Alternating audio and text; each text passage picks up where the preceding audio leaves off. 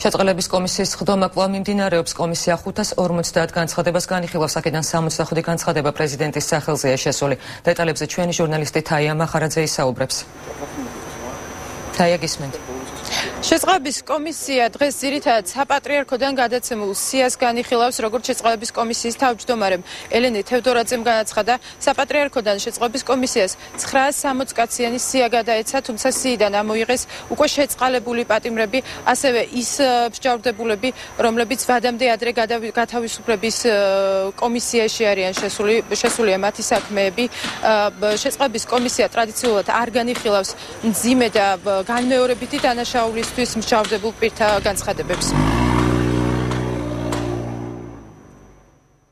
ჩვენ დაგვრჩა 550 საქმე, რომელსაც დღეს განვიხილავთ.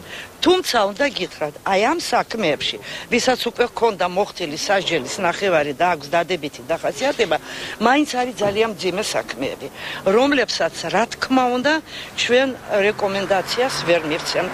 ჩვენი პრინციპი აქ არის ურყევი, ეს არის მკვლელობა, წამლის გამსაღებლობა, ეს არის დანაშაული, რომელიც არ არის პირველად ჩადენილი, არის მეორედ თუ მესამედ, არის ესე იგი ტრეფიკინგი, არის გაუპატივრება, არის ოჯახური ძალადობა.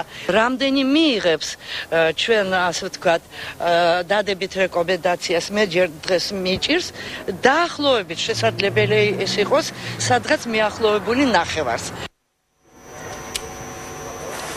შეწყალების კომისია რამდენიმე დღეში კვლავ შეიკრიბება და ყველა პროცედურის გავლის შემდეგ ისინი განიხილავენ საპატრიარქოდან შესულ 150 კაციან სიას და იმ განცხადებებს, რომლებიც პრეზიდენტის სახელზე უკვე შევიდა. დიდი მადლობა თაია.